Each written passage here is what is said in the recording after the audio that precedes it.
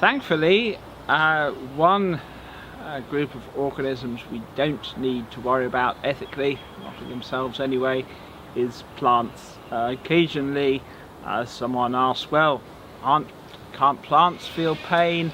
No, for all sorts of reasons this seems extremely unlikely, that there could be no selection pressure in favour of energetically expensive nervous systems in any organism without the capacity for rapid self-propelled motion.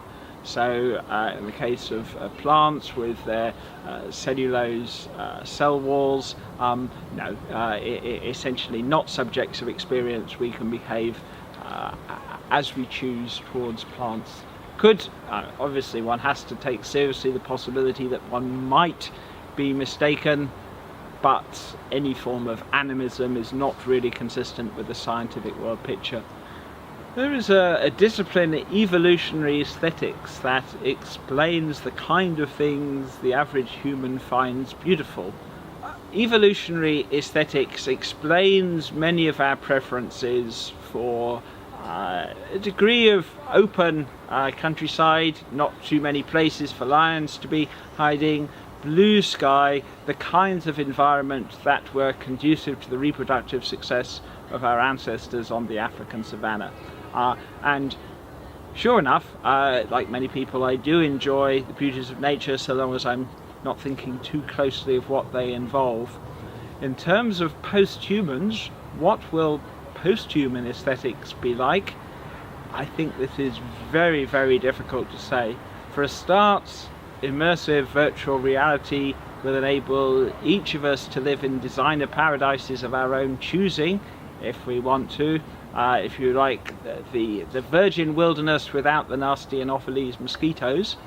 But as well as that, one of the consequences of understanding molecular biology of the brain is that it will be possible to isolate the molecular signature of beauty and radically enrich and amplify our aesthetic sensibilities.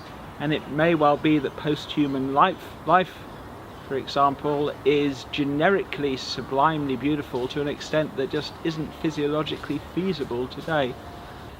Yes, I could talk a little bit about my conception of the good life, but I think the point of the abolitionist project, paradise engineering, is that it's not a case of any one person's utopian vision or engineering. On the contrary, by recalibrating the hedonic treadmill, it simply enables you to lead the kind of life and be the kind of person you would like to be if nature had been kinder. Yes, why has nature not invented the wheel, given it might seem that creatures that possessed wheels would be much more successful than those that didn't? The reason seems to be that that kind of locomotion would entail crossing gaps in the evolutionary fitness landscape that are prohibited by natural selection. One sometimes here's the counter-argument of paradise engineering that it would lead to uniformity and a lack of diversity, with diversity, the assumption being, is somehow inherently good.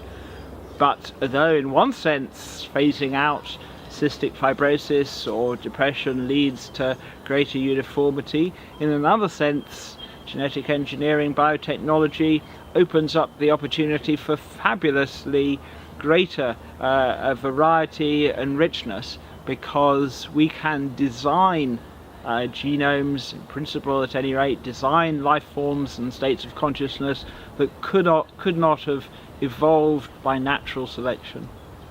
If there is life that exists elsewhere in our Hubble volume, we discover life, and we're talking about primordial life here, not engineered life, then I think it's highly likely, if it's multicellular, that there will be predation, that there will be some form of convergent evolution. One will find probably the same Darwinian principles of natural selection.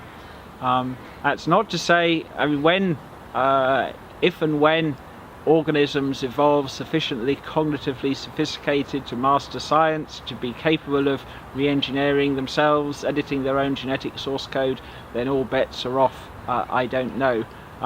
But if today we were to discover life elsewhere in the galaxy, primordial life, one might well find that it was not radically different from traditional life on Earth. It would probably be carbon-based and reliant on liquid water.